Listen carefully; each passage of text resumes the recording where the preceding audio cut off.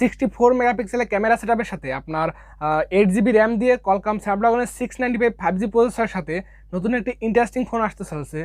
যেমন আপনার ভিভোর তরফ থেকে ভিভো আপনার V29 light. Hello everyone, welcome to ABTechnews। তো আজকে ভিডিওটা থাকছে আপনার ভিভো V29 লাইট এই ফোনটার ডিটেলস রিভিউ, এই ফোনটা কেমন হবে এবং কবে বা আসবে এবং কত টাকা প্রাইস সেগমেন্টে আসতে পারে, এই ফোনটাকে আপনার নেওয়া ঠিক হবে, এই ফোনটার সকল ধরনের ফিচার্স এবং আমার পার্সোনাল ওপিনিয়ন এই ফোনটার সম্পর্কে সকল কিছু নিয়ে ধারণা দেবো আজকে ভিডিওটাতে।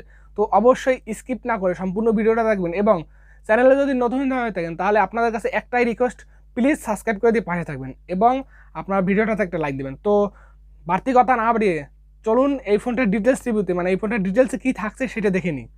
তো এই ফোনটা বডি ফ্রেম রেট থেকে আমরা ফার্স্টে শুরু করবো, যেটা 7.9 মিলিমিটারের থিকনেস থাকছে এবং 177 গ্রাম ওজন এবং কর্নিং গরিলা গ্লাসের প্রোটেকশন থাকছে ফ্রন্টে এবং ব্যাক সাইডে প্লাস্টিক এবং প্লাস্টিক ফ্রেম। তো প্লাস্টিক ফ্রেমের সাথে যথেষ্ট ভালো লুকিংয়ের সাথে একটি স্মার্টফোন, যেটা খুবই ইন্টারেস্টিং ফোন হতে চলেছে, যার সকল ফিচার্সগুলো আপনাদের কাছে বেস্ট এবং বাজেট ক্লিয়ার ফিচার্স থাকছে। তো চলুন না দেখে নেওয়া যাক যে কী কেমন থাকছে। এবং ডুয়েল সিম কার্ডে চলা থাকছে IP54 এর ফ্ল্যাশ প্রুফ রয়েছে, যেটা সিটে কাটা পানি আপনাদের ঢুকবে না, এখানে বৃষ্টি পানিটা নিয়ে এইসব ঢুকবে না। তার মানে এই না যে আপনি জলের ভিতরে নিয়ে নেমে যেতে পারবেন না, এরকম কিছু না কিন্তু। তো সিটে কাটা বৃষ্টি পানি এইসব ঢুকবে না।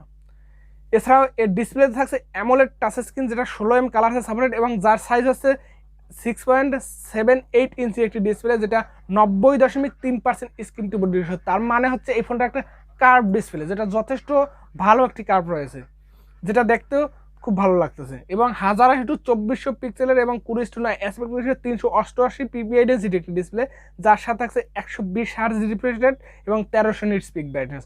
তো নো ডাউট ভালো ডিসপ্লে, এই ডিসপ্লেটা নিয়ে কোনো কমপ্লেন করার জায়গা নেই, কারণ এইখানে কার্ভ ডিসপ্লে, যেটা AMOLED টাচ স্ক্রিন আপনার 120 হার্জ রিফ্রেশ রেট এবং 1300 নিটস পিক ব্রাইটনেস। তো one of the best display নিয়ে কোনো ধরনের কোনো কমপ্লেন নেই। তবে এখানে HDR10+এর সাপোর্টটা আমরা আশা করতাম। এছাড়াও সকল ফিচার্সগুলো ঠিকঠাক, এটা এই বাজেট সেগমেন্টে মেনে নেওয়ার মতন, অফিসিয়াল প্রাইস সেগমেন্টে মেনে নেওয়ার মতন। তো এর প্রাইসটা কি বলে নিই, এর প্রাইসটা বাংলাদেশ মার্কেটে অফিসিয়ালি 45,000 টাকা বাজেট সেগমেন্টে লঞ্চ করা হতে পারে এবং এটা যেটা আনঅফিসিয়ালি আপনার 30-35,000 টাকা বাজেট সেগমেন্টে পেয়ে যাবেন। তো 30-35,000 টাকা বাজেট সেগমেন্টে পেয়ে গেলে কিন্তু আপনাদের বেস্ট চয়েস হতে পারে। তো চলুন না দেখে নেওয়া যাক যে বেস্ট চয়েস কেন হবে। নেক্সট আরও কী কী থাকছে, এই ডিসপ্লেটা আমরা ভালো পেলাম। এছাড়াও এর ওএস হিসাবে থাকছে Android 13 এবং FunTouchOS 13 রান করবে এই ফোনটি।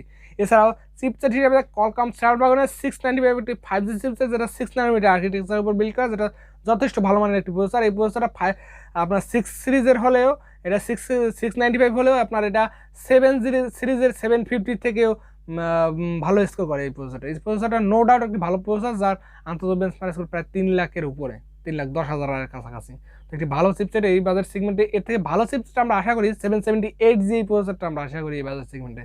তো সেখানে এই 695 প্রসেসরটা কিন্তু 30-35,000 টাকা একটু দাম বেশি হয়ে যায়। এটা যদি 25,000 টাকা বাজার সেগমেন্টে বাংলাদেশ মার্কেটে পাওয়া যেত এই ফোনটা আনঅফিসিয়ালি, তাহলে কিন্তু বেস্ট চয়েস হতে পারতো আপনাদের জন্য।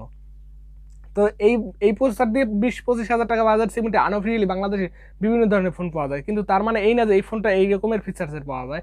এই ফোনটা যথেষ্ট ভালো মানের কনফিগারেশন আছে, যা আপনার খুবই ভালো লাগবে। আর এখানে মাইক্রোএসডি কার্ড স্লট নাই, এই একটা দিক খারাপ। এবং এখানে থাকছে 8GB র্যাম এবং 128GB রোম, যেটা UFS 2.1 এর স্টোরেজ টাইপ থাকছে। তো ওভারঅল কিন্তু র্যাম আর প্রসেসর মিলিয়ে এখানে PUBG, ফ্রি ফায়ার, অ্যাসফল্ট 9 সকল গেমগুলো কিন্তু আপনারা মোটামুটি রান করতে পারবেন। এখানে হাইগ্রা গেমিংয়ের সাপোর্ট পাবেন না, এখানে মোটামুটি টুকটাক গেমিংটা আপনারা করে নিতে পারবেন এবং গরমের কোনো জায়গা নেই, এটা নো হিটিং প্রসেসর। তো একটি ভালো প্রসেসর, একটি মানে মাল্টিটাচ স্ক্রিন বা ডেলি টাচ স্ক্রিনের জন্য যেরকমের প্রসেসর দরকার, তো সেই রকমের কিন্তু প্রসেসর আছে। এই ফোনটা কিন্তু গেমিংকে টার্গেট করে না এবং বেস্ট প্রসেসর। এটা হচ্ছে ফিচার্সের দিকে দেওয়া হয়েছে, যেমন এটা আপনার লংজিভিটির জন্য এবং আপনার ইউজার এক্সপিরিয়েন্স ভালো পাওয়ার জন্য একটি বেস্ট আউটলুকিংয়ের স্মার্টফোন হিসেবে কিন্তু এই ফোনটা বাজারে আনছে, যার কারণে কিন্তু প্রসেসরের দিকে অতটা নজর দেয় নাই। এছাড়াও আপনার এখানে মেইন হাইলাইটেড পয়েন্ট যেটা এর ক্যামেরায় থাকছে 64 মেগাপিক্সেল ওয়াইএস সেন্সর, যেটা যথেষ্ট একটি ভালো মানের সেন্সর, যার নিয়ে কোনো কমপ্লেন নেই আমার। 64 মেগাপিক্সেল ওয়াইএস সেন্সর, যেখান থেকে আপনার ভালো মানের পিকচার পাবেন এবং লো লাইটে ভালো পিকচার পাবেন এবং ভালো ভিডিওগ্রাফি পেয়ে যাবেন। তো নো ডাউট এই ক্যামেরা নিয়ে আমার কোনো কমপ্লেন নেই। এছাড়াও আপনার 2 মেগাপিক্সেলের মেক সেন্সার, 2 মেগাপিক্সেলের ডেপ সেন্সার, এই ইউজলেস সেন্সার দুটি বাদ রেখে এখানে যদি 8 মেগাপিক্সেলের আল্ট্রা সেন্সারটা দিত তাহলে কিন্তু খুব ভালো হতো।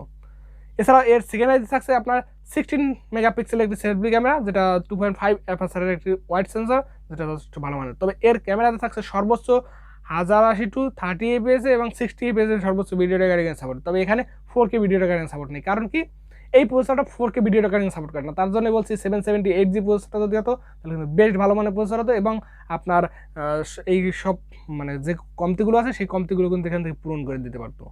তো এই দিকটা আসলে একটু ভিভোর নজর দেওয়া উচিত যে একটু ভালো কনফিগারেশন, আরও ভালো কনফিগারেশনের দিকে। তবে ক্যামেরা কিন্তু যথেষ্ট ভালো মানের, ক্যামেরা নিয়ে কোনো ধরনের কোনো কমপ্লেন নেই। এর ভিডিওগুলো আপনার কাজে লাগাতে পারবেন, নো ডাউট এর ক্যামেরা বেস্ট ক্যামেরা। এছাড়াও এই যদি বলি যে এই ফোনটা এই বাজেট সেগমেন্টের আপনাদের জন্য বেস্ট ক্যামেরা, সেটা বললেই চলে, কারণ এই বাজেট সেগমেন্টে one of the best camera phone হতে চলেছে। কারণ এখানে ভিভোর ক্যামেরা যথেষ্ট কালারফুল ছবি প্রোভাইড করবে, এখান থেকে সোশ্যাল মিডিয়া আপলোড করার জন্য রেডি ফটো। তো চলুন দেখে নেওয়া যাক যে নেক্সটে কী থাকছে। এর নেক্সটে থাকছে আপনার 3mg জ্যাকেট সাপোর্টেড এবং ডুয়াল স্টোরেজ স্পিকার সাপোর্ট থাকছে। 3mg জ্যাকেট সাপোর্টটা থাকছে না, তো 3mg জ্যাকের সাপোর্টটা আসলেই থাকা দরকার, কারণ ভিডিওগ্রাফির জন্য সবাই তো আর আপনার বয়া M1 কিনতে পারে না বা এরকম টাইপের আপনার মাইক্রোফোন কিনতে পারে না। এখানে সবার জন্য এইটাই দেওয়া উচিত, সবাই কম দামি মাইক্রোফোন কেনেন, তো তার জন্য আপনার 3mg জ্যাকের সাপোর্টটা দেওয়া উচিত এবং হেডফোনটাও কিন্তু মাস্ট বি জরুরি।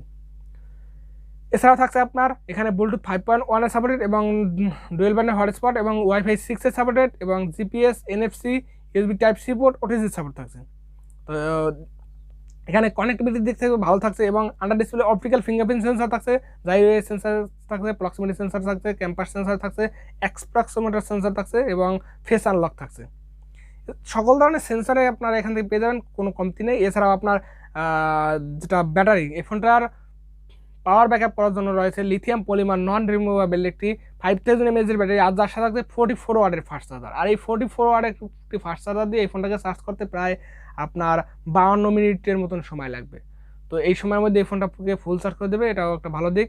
এবং এখানে কালার হিসাবে থাকছে ব্ল্যাক আর গোল্ড, দুইটা কালার ভেরিয়েন্টে আসবে। তো দেখতে বেশ ভালো মানের লাগতেছে এই ফোনটা। এবং এই ফিচার্স দিয়ে যদি বাংলাদেশ মার্কেট লঞ্চ হয়, যেটা লঞ্চের ডেটটা হচ্ছে আপনার 15ই জুন এক্সপেক্টেড লঞ্চ ডেট, যেটা 45,000 রুপি মানে প্রাইসে লঞ্চ করা হবে। তো এই প্রাইস সেগমেন্টে কিন্তু একটু ওভার প্রাইস মনে হয়। এই ফোনটা যদি 35,000 টাকা বাজার সেগমেন্টে অফিসিয়ালি লঞ্চ করা হয় তাহলে বেস্ট ফোন হতে চলেছে আপনাদের জন্য। তো এই ছিল আমার ওপিনিয়ন। আর এই ফোনটার ফিচার্সগুলো খারাপ না, ভালো। আপনাদের যদি কার্ভ ডিসপ্লে প্রয়োজন হয় এবং আপনারা 25-30,000 টাকা বাজার সেগমেন্টে অবশ্যই এই ফোনটা পেয়ে যাবেন, তো তখনই আপনারা পারচেস করতে পারবেন, মানে ভালো হবে আপনার জন্য। তো এই ছিল আমার ওপিনিয়ন। তো আপনাদের কেমন লাগলো এই ফোনটা, এবং কোথায় কোনো যদি ভুল ত্রুটি হয় সেটা অবশ্যই কমেন্ট করে জানাবেন, এবং নেক্সটে কোন ফোনের রিভিউ দেখতে চান সেটাও কমেন্ট করে জানাবেন। এবং আপনাদের ভালোবাসা এবং সাপোর্টটা অবশ্যই পাশে পাবো। তো সবাই সাবস্ক্রাইব করবেন এবং লাইক দিবেন। তো দেখা হচ্ছে নেক্সট ভিডিওতে। সবাই ভালো থাকবেন, সুস্থ থাকবেন।